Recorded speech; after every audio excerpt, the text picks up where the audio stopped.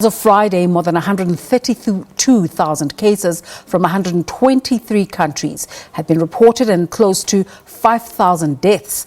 The World Health Organization Director General Tedros Adhanom Ghebreyesus has called these statistics a tragic milestone. Has now become the epicenter of the pandemic, with more reported cases and deaths than the rest of the world combined, apart from China. More cases are now being reported every day than were reported in China at the highest of its epidemic. The World Health Organization is warning that not only is Europe now the worst hit by the coronavirus contagion, surpassing Asia, but that it would also be a, quote, deadly mistake for other countries to think it couldn't happen to them. In France, it's the last day of class for school children, after President Emmanuel Macron called for the closure of all nurseries, schools and universities until further notice. Orchestras played to empty concert halls in Germany, and Czech pubs are turning off the beer taps at the start of a 30-day state of emergency. European leaders have warned that things will get worse before they get better. In Italy, where the death toll passed 1,000 in Europe's deadliest outbreak, the government has imposed a blanket closure of restaurants, bars and almost all shops, except food stores and pharmacies. Not such drastic measures over in the UK, though, where cases reached almost 800 on Friday. Experts say they are adopting a staged approach, not bringing in more stringent measures until the infection rate increases significantly, which may not happen until a few weeks from now. It's thought the United Kingdom is about 4 weeks behind Italy and other European countries. While the government has faced some criticism for appearing complacent, for now the message, in Britain at least, remains keep calm and carry on. Let's bring in our SABC foreign editor now, Sophie Mukwena, who is also in Polokwane. Sophie, a very good morning to you. What exactly is going to happen at the Ranch Resort this morning? Good morning, Desiree. Yes, indeed, I am standing here at the entrance of the ranch on N1. There's a second entrance on R101, where we were earlier this morning, where we saw heavy security and also the National Defence Force. This side, as you can see behind me, I'm going to move out of the shot. You have the South African Police Service standing by, waiting. You can see that the activities are about to happen. As you are aware that we've been told that the South Africans are likely to land between 10:30 and 11 o'clock. You can see they are taking roll calls and they are taking their positions. But here at the ranch, what happened, Desiree, when they arrive here, they will be quarantined, and then the health personnel and the army will be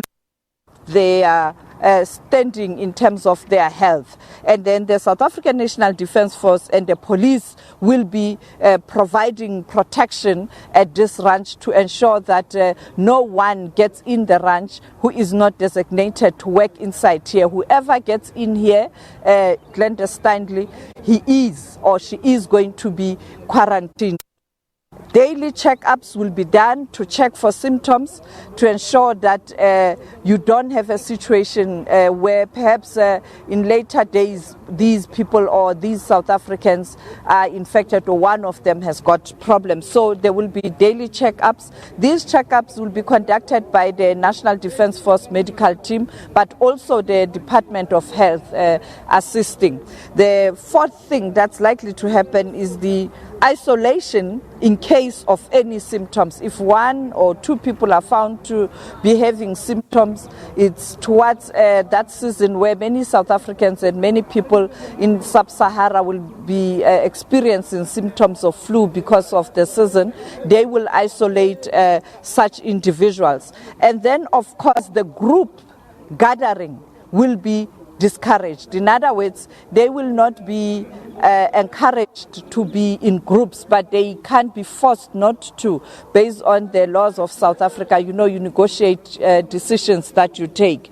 The other issue will be well screening of personnel who works here.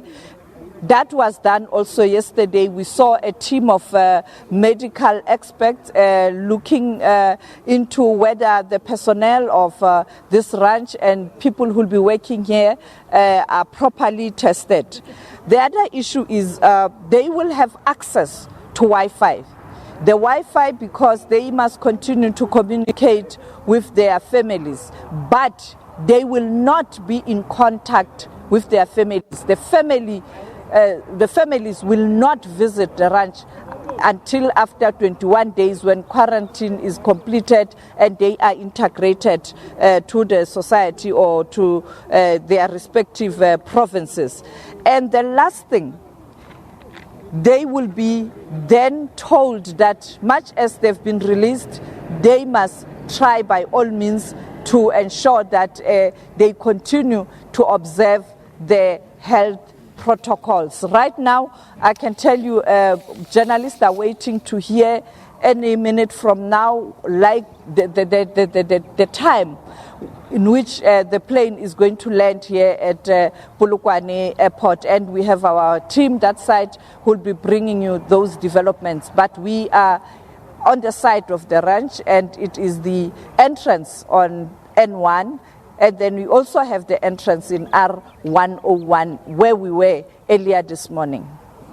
Let's move away from the ranch, Sophie, and perhaps just look at a continental position. 137,000 cases now reported globally. What can you tell us about the continent?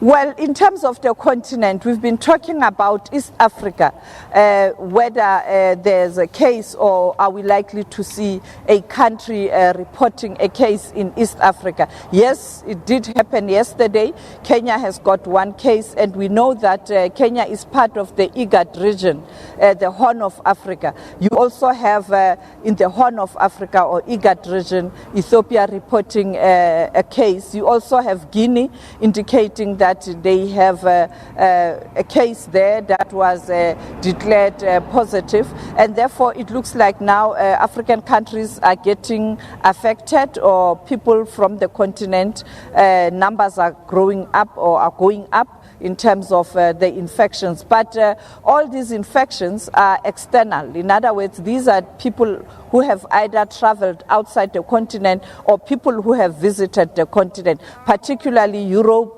Asia, and of course the United States of America. We are still waiting to see whether there will be a continental infection. In other words, a person who was always on the continent and has visited a different country and of course exporting the infection. The same with South Africa. We know that as we stand now, or in terms of the information we have from the Department of Health, all the infections happened externally, either people who were traveling or people who got into contact with people who traveled between February and March. Let's take a look at China. What's the latest there?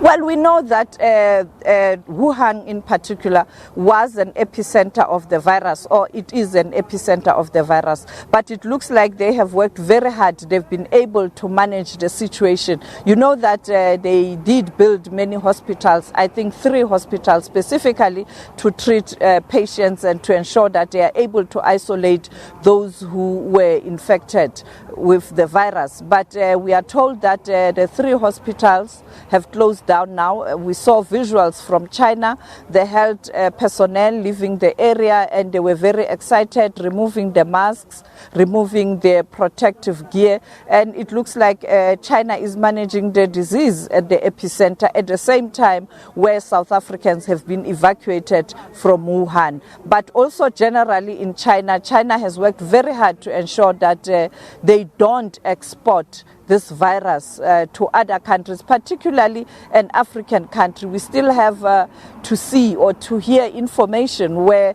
perhaps someone is detected or is identified or classified as having the virus, and that person is coming from China, or perhaps he had contact with Africans on the continent. This reminds me of what the ambassador of China to South Africa said, that as a country, much as this started there or it was detected there, because we don't know exactly when did this start or even the origin of the virus, because scientists are still working very hard in the labs around the world to try and identify this problem.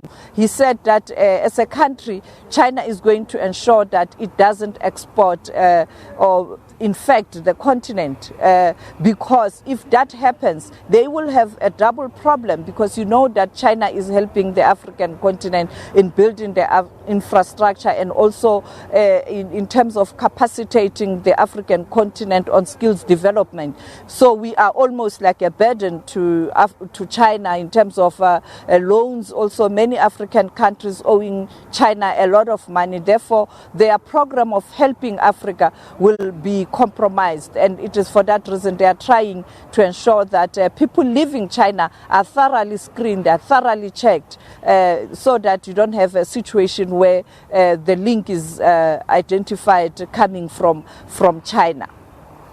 Sophie, thank you so much for that update. SABC foreign editor Sophie Mokoena. Let's take a break.